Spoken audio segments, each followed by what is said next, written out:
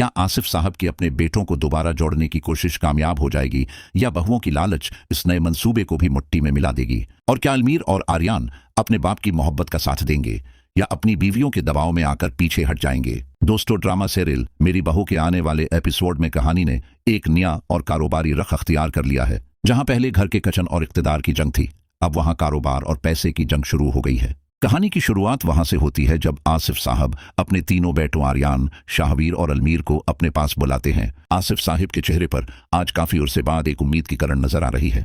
वो अपने बेटों से कहते हैं कि मैं चाहता हूं कि हम सब मिलकर दोबारा वही पुरानी कपड़ों की दुकान खरीद लें जो कभी हमारी पहचान थी। आसिफ साहिब कहते हैं कि जब हम सब मिलकर वहां काम करते थे तो घर में बरकत थी और इत्तेफाक था। मैं चाहता हूं कि तुम तीनों नौकरियों और छोटे मोटे कामों की बजाय अपने खानदानी कारोबार को संभालो ताकि हम एक ताकत बन सकें। बाप की ये जज्बाती बातें सुनकर तीनों बेटे फौरन राजी हो जाते हैं क्योंकि उनके दिल में भी बाप के लिए मोहब्बत जिंदा है। आर्यान, शाहवीर और अलमीर वादा करते हैं कि बाबा हम आपके साथ हैं और हम मिलकर इस बिजनेस को दोबारा खड़ा करेंगे। आसिफ साहिब ये सुनकर बहुत खुश होते हैं कि चलो देर से सही मेरे बेटे एक प्लीट फार्म पर इकट्ठे तो हुए। लेकिन दोस्तों, असली ड्रामा तो तब शुरू होता है जब ये बेटे अपने अपने कमरों में जाते हैं और ये खुशखबरी अपनी बीवियों को सुनाते हैं। जैसे ही अलमीर फबीहा को बताता है कि मैं बाबा के साथ पुरानी दुकान पर काम शुरू करने वाला हूं और अपना बुटीक खत्म कर रहा हूं, तो फबीहा आग बगूला हो जाती है और उसके सर पर खून सवार हो जाता है। फबीहा चीख कर कहती है कि अलमीर, तुम्हारा दिमाग तो ठीक है, तुम ये क्या करने जा रहे हो? तुम्हें याद नहीं कि ये बुटीक मेरे बाबा ने तुम्हें बना कर दिया है?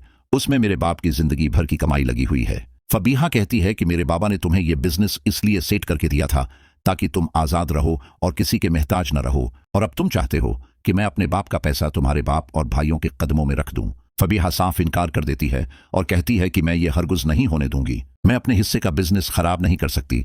तुमने अगर वहां जाना है तो जाओ, लेकिन इस दुकान का 1 रुपया भी वहां नहीं लगेगा। अलमीर बेचारा फंस गया है क्योंकि एक तरफ बाप का ख्वाब है और दूसरी तरफ सिसर का एहसान और बीवी की धमकी। दूसरी तरफ महक के कमरे में भी एक नई साजिश तैयार हो रही है। जब आर्यान महक को बताता है कि हम तीनों भाई मिलकर काम करेंगे तो महक के कान खड़े हो जाते हैं। महक फौरन आर्यान के दिमाग में शक का जहर घोलना शुरू कर देती है। महक कहती है कि आर्यान, तुम बहुत भूले हो, तुम्हें दुनियादारी की समझ नहीं है। तुम्हारे ये भाई तुम्हें सिर्फ इस्तेमाल करेंगे और जब काम चल पड़ेगा तो तुम्हें दूध से मुक्की की तरह निकाल कर फेंक देंगे। महक कहती है कि तुम बड़े हो, तुम्हें अपना अलग बिजनेस करना चाहिए, उनके साथ मिलकर ख्वार होने की क्या जरूरत है? महक की असल परेशानी ये है कि अगर आर्यान अपने भाइयों के साथ मिल गया तो महक का कंट्रोल खत्म हो जाएगा। वो नहीं चाहती कि आर्यान की कमाई पर किसी और का हक हो या घर में इत्तेफाक पैदा हो। आर्यान, जो पहले ही बीवी का गुलाम है, वो महक की बातें सुनकर सोच में पड़ जाता है और उसका इरादा डगमगाने लगता है। अब बात करते हैं शाहवीर और ईमान की, जिनके हालात अब भी वैसे ही हैं। ईमान को अस्पताल से छुट्टी तो मिल गई है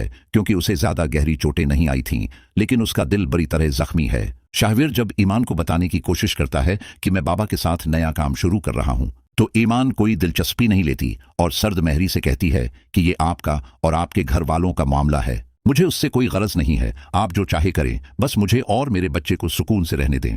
शाहवीर को ईमान की ये बेरखी बहुत तकलीफ देती है क्योंकि वो चाहता है कि कोई तो उसका हौसला बढ़ाए। अब सूरत हाल ये है कि आसिफ साहब बाहर बैठे खुश हो रहे हैं कि मेरे बेटे मान गए हैं और अब सब ठीक हो जाएगा, लेकिन उन्हें ये नहीं पता कि अंदर कमरों में उनकी बहुओं ने उनके बेटों के कान भर दिए हैं। फबीहा और महक कभी नहीं चाहेंगी कि ये तीनों भाई इकट्ठे हों क्योंकि उनका मफाद इसी में है कि ये अलग अलग रहें। अब देखना यह है कि क्या अलमीर अपनी बीवी के दबाव में आकर बाप को इनकार कर देगा या फिर वो कहेगा कि बुटीक भी रहेगा और मैं बाबा का साथ भी दूंगा, और क्या आर्यान महक की साजिश को समझ पाएगा या फिर से भाइयों से दूर हो जाएगा? मेरे ख्याल में अगली सुबह जब सब नाश्ते की मेज पर बैठेंगे तो एक नया हंगामा होगा। अलमीर और आर्यान बहाने बनाएंगे और आसिफ साहब का दिल एक बार फिर टूट जाएगा। आसिफ साहिब को समझ आ जाएगी कि इस घर की डोर अब उनके हाथ में नहीं रही बल्कि उनकी बहुओं के हाथ में है। आपको क्या लगता है कि क्या बेटों को बीवियों की बात माननी चाहिए या बाप का साथ देना चाहिए? अपनी कीमती राय कमेंट बॉक्स में जरूर दीजिएगा। अल्लाह हाफिज।